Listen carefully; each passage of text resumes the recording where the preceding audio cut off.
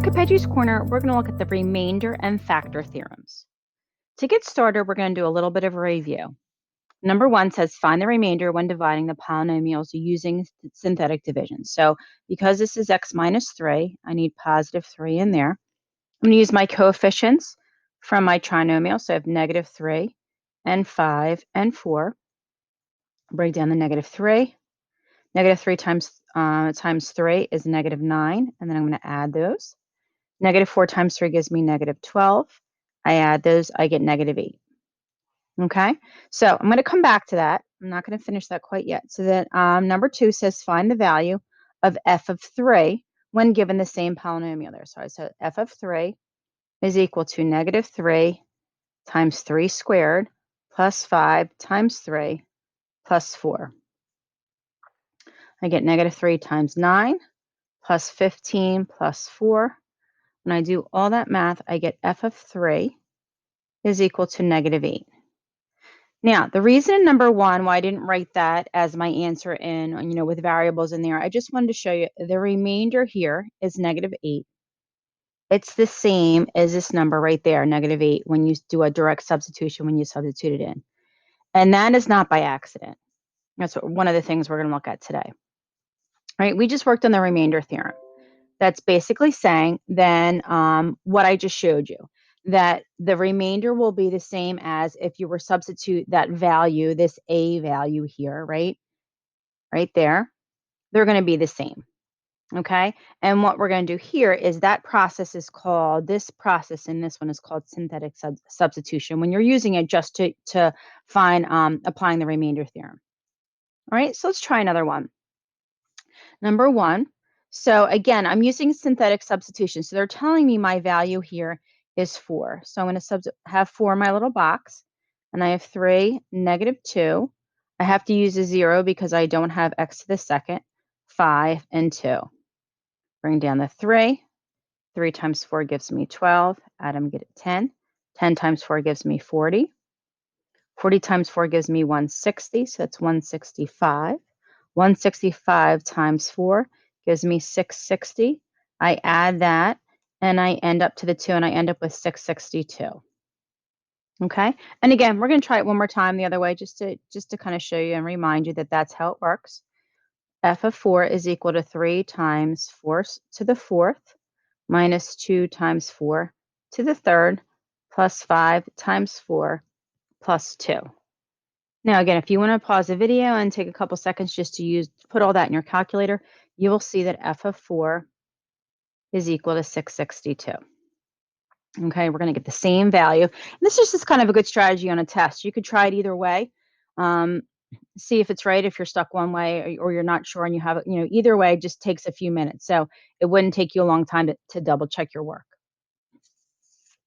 All right, so now we're going to use synthetic division in a slightly different way. So we're going to divide the polynomial. So again, I'm going to put negative 3 in my box. And then I have 2, negative 3, negative 17, and then a positive 30. Bring down my 2. It gives me negative 6. Negative 9. Negative 9 times negative 3 gives me positive 27.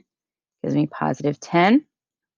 It gives me negative 30. So this time I have a remainder of 0. So when I write that answer, I have 2x to the second, right? Because I started with a power 3. So I always go 1 less.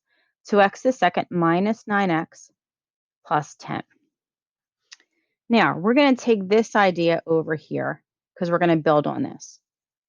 When dividing, when the remainder is 0, you can actually factor the quotient. Remember, the quotient is your answer right here.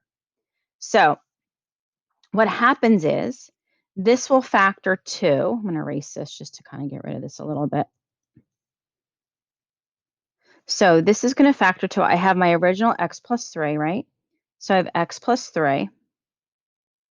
And then I'm going to pull down what I as my answer there. So I have 2x squared minus 9x plus 10.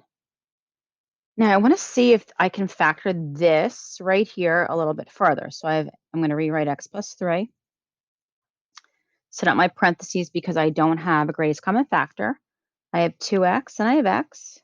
Signs are the same. They're both going to be negative. factors of 10 that when I add them together and I work with this 2, I'm going to get to 9. So I'm going to put my 5 here and my 2 here. Remember, I like to do these loops if I just want to double check this is negative 5x and that's negative 4x. Add them together, I get negative 9x, so I'm all set. So actually right here,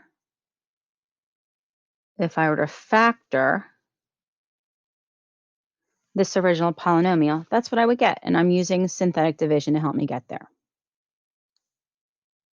Okay, let's try one more like that.